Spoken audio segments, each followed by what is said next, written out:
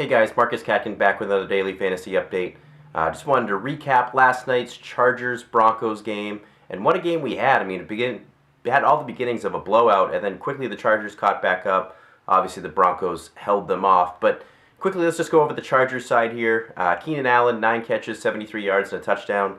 I'm still not buying into it, guys. He has looked so bad this year. I think this is just them being down, had to throw the ball a lot. You got a lot of targets. Finally made some plays, but still not a guy that I'm sticking in my starting lineup.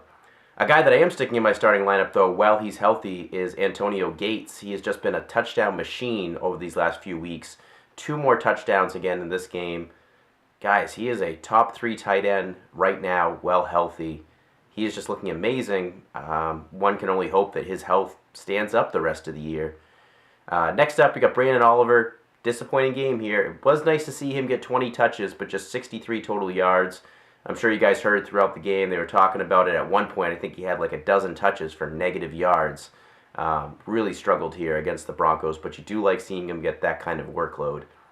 And then finally, Phillip Rivers, 252 passing yards, 3 touchdowns, 2 interceptions. Here's your typical Rivers game. I mean, he got you the 3 touchdowns, did have a few more picks than normal, but hey, you'll live with 3 touchdowns and be happy with it. Broncos side, God, Emmanuel Sanders just blows up here. 9 catches, 120 yards, and 3 touchdowns.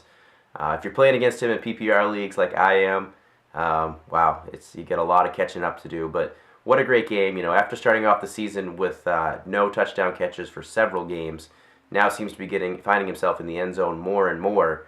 So he's looking every bit the part of a top 15 wide receiver now, and maybe even top 10 if he keeps things like this up.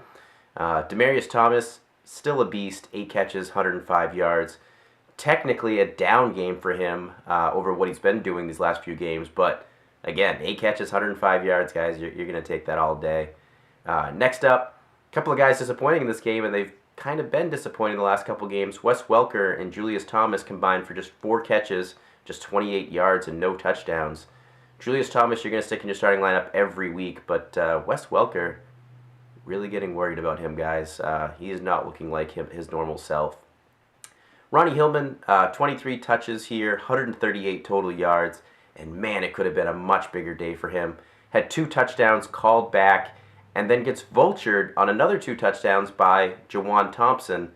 A lot of people saying, hey, maybe this is Juwan Thompson's role at the goal line. It isn't. I think it was just the nature of the game, guys.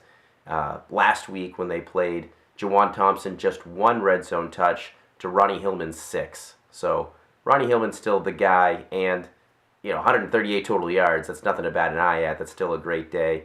And then Peyton Manning is Peyton Manning. He is probably the number 1 quarterback in the game.